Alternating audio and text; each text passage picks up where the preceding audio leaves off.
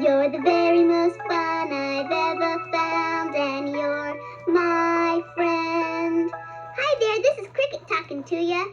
Do you like running through the sprinklers in the summer? Do you like walking through mud puddles in the spring? How about jumping in those big piles of leaves in the fall? Or sledding down a hill in the wintertime? I love to do all those things, 'cause I love to play outdoors all year long. Summer, fall, winter, and spring. Those are the seasons of the year, and there are different things to do outdoors in each one of them. Hey, I know a song about the seasons, and I'll sing it to you now. Summer, fall, winter, spring, let's play out of doors, I sing. For what fun the seasons bring. Summer, fall, winter, and spring. In the spring the flowers bloom, the grass begins to grow. How could I stay in my room? The world is changing so. Summer, fall, winter, spring, let's play out of doors, I sing. For what fun the seasons bring. Summer, fall, winter, and spring. One of the things I like best about spring is all the beautiful flowers that bloom. It's the perfect time to plant a garden. I have a cousin named Mary, and last spring she planted a garden. She reminds me of that girl in the nursery rhyme. You know the one. Mary, Mary, quite contrary, how does your garden grow? With silver bells and cockle shells and pretty maids all in a row. My cousin Mary really is quite contrary. No matter what anyone says, she always does the opposite. For instance, one day I went to visit Mary and see her flower garden. All the flowers were still just little sprouts, but they looked kind of droopy, like they needed some water.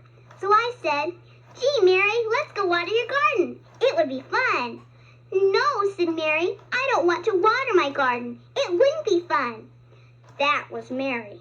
So I told her, "You just said that to be opposite." Then I got an idea. "I'll be opposite too." "Mary, you're right," I said. "Watering your garden wouldn't be any fun at all. Let's not." And sure enough, Mary jumped up and ran outside. She turned on the hose and gave all those thirsty little sprouts a good long drink.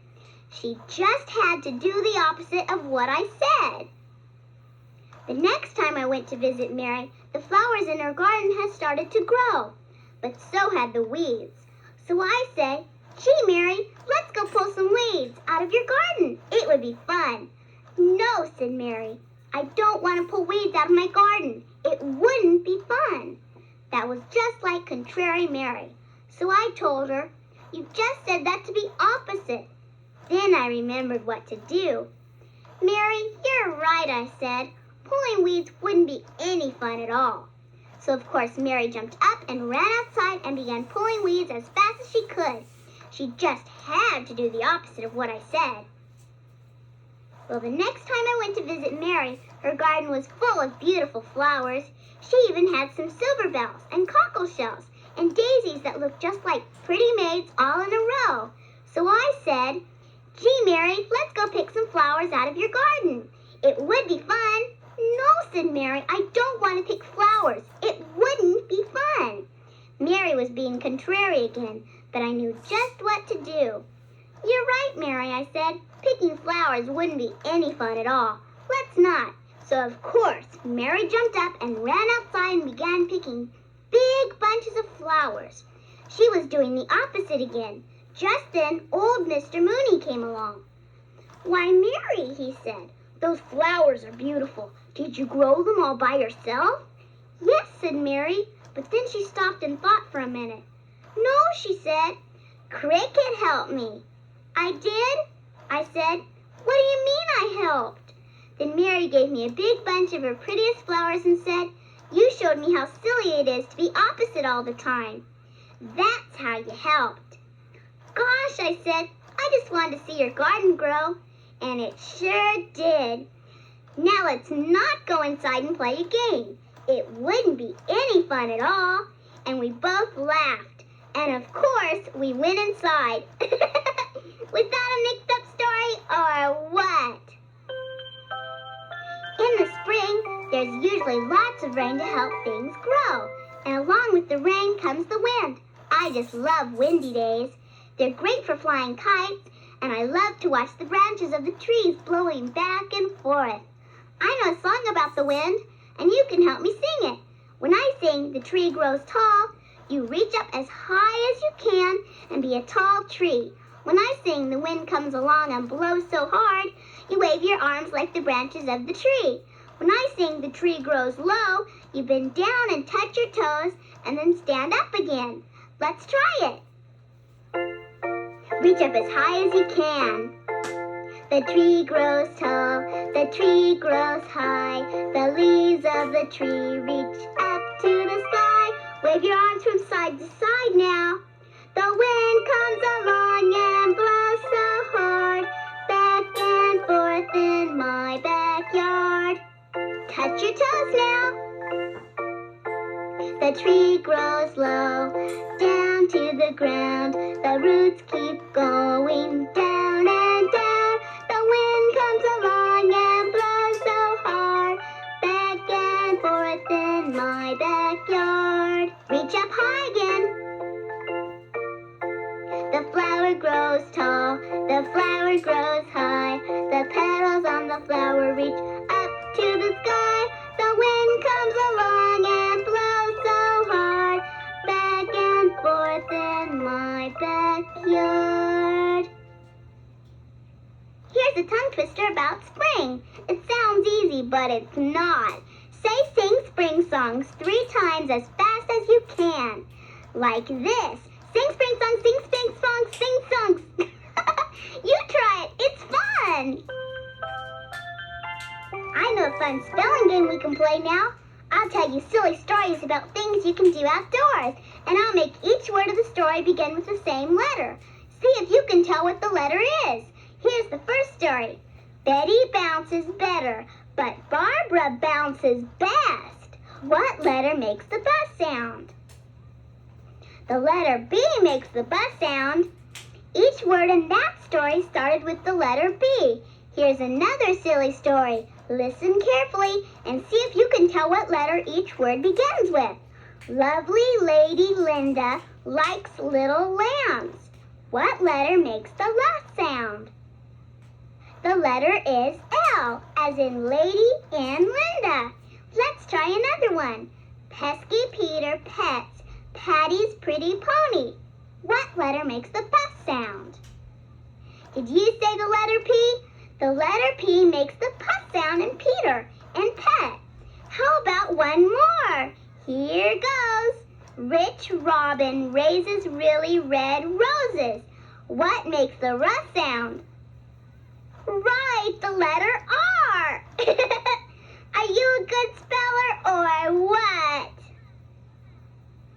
Remember that song I sang a little while ago? The one about the seasons? Well, I'd like to teach it to you now. Here's how the first part goes. Summer, fall, winter, spring, let's play out of doors, I sing. Now you sing that much with me. Summer, fall, winter, spring, let's play out of doors, I sing. That was great. Here's how the next part goes.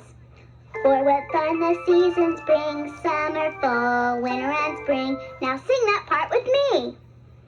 For what fun the seasons bring, summer, fall, winter, and spring. Let's sing it all the way through now, and I'll sing a special verse about summer. Summer, fall, winter, spring, let's play out of doors, I sing. For what fun the seasons bring, summer, fall, winter, and spring. When the summer sun is hot and bright as it can get, I play in the hose a lot, it's cold and fun and wet. Summer, fall, winter, spring, let's play out of doors, I sing. For what fun the seasons bring, summer, fall, winter, and spring.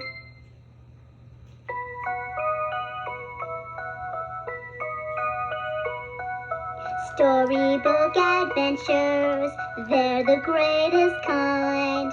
There's no end to all the fun you'll find. You can have adventures and still be safe at home with a storybook adventure of your own. This is a story about a clumsy duckling I met one day last summer. Every morning, I'd go to the park and play, and then I'd have a picnic. And after lunch, I'd go over to the duck pond and feed my leftovers to the ducks. There were always lots of them, mama ducks and papa ducks and cute little ducklings. And there were all kinds too, white ducks and brown ducks and ducks that were green and blue. They all swam and played together at the big end of the pond. But one day down at the little end, I saw a funny-looking duckling swimming all alone. So I decided to go over and introduce myself. "Hello," I said. "My name is Cricket. What's yours?" "My name is Daryl," said the duckling. "Pleased to meet you," I said to Daryl. "But how come you're down here all alone?" "'Cause I'm clumsy," said Daryl. "What do you mean clumsy?" I said. "I'm always splashing the other ducklings," said Daryl, "and dunking them too. The big ducks don't like it when I'm so clumsy. They say it's not how ducks are supposed to swim." "Now you listen to me," I said to Daryl. "Don't you worry about what those big ducks say. You go right down there and just be yourself." "Okay," said Daryl. "I'll give it a try." So Daryl went down to the big end of the pond and began swimming with all the other ducklings. "Here comes Daryl," said one of the mama ducks. "Just look at the mess he's making. That's not the way a duck's supposed to swim." But Daryl said, "I'm just going to be myself." And he swam and he splashed till pretty soon he had a whole bunch of other ducklings splashing along with him. Then Daryl swam back to the little end of the pond again. "See, Daryl," I said, "that wasn't so bad." "You're right," said Daryl, "but it's still not the way a duck's supposed to be." "And Cricket, there's something else." "You mean there's more?" I said. "I'm afraid so," said Daryl. "You know how the other ducks go quack, quack?" "Sure," I said. "Ducks always go quack, quack." "I don't," said Daryl. "I go quonk, quonk." "Quonk, quonk," I said. "See," said Daryl, "it even sounds bad when you say it. And the big ducks don't like it at all.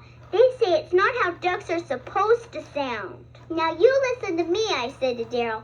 "Don't you worry about what those big ducks say. You go right down there and just be yourself." "Okay," said Daryl. "I'll give it a try."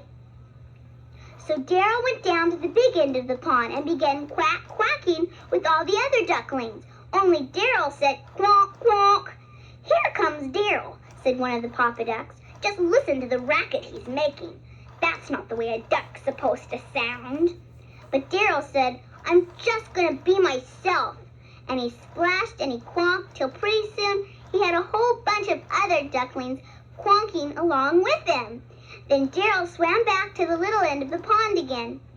"So, Daryl," I said, "how did it go this time?" "Pretty good," said Daryl, "but it's still not the way a duck's supposed to be."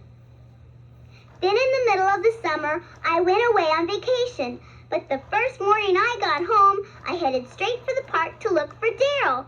There were lots of ducks at the big end of the pond, mama ducks and papa ducks and ducklings too, but no Daryl. So I went down to the little end and I looked, but no Daryl. Where could he be? I said to myself. I was only gone 2 weeks. And then all of a sudden, the most beautiful swan came swimming towards me, and he didn't make a sound. He just glided across the water as smooth as could be. "Hello, Cricket," said the swan. "Don't you recognize me?" Golly gee, was I surprised or what? It was Daryl. "But Daryl," I said, "I thought you were a duck." "So did I," said Daryl, "and so did all the other ducks." "Well, now that you're a swan," I said, "I bet you're not clumsy anymore." "Nope," said Daryl, "and I bet you don't go quonk, quonk anymore," I said. "Well, actually," said Daryl, "now I kind of go screech." And then Daryl laughed and said, "But I'm just being myself. That's how a swan's supposed to sound."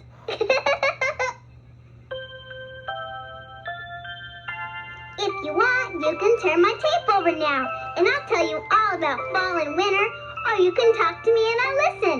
Just remember, I'll be talking.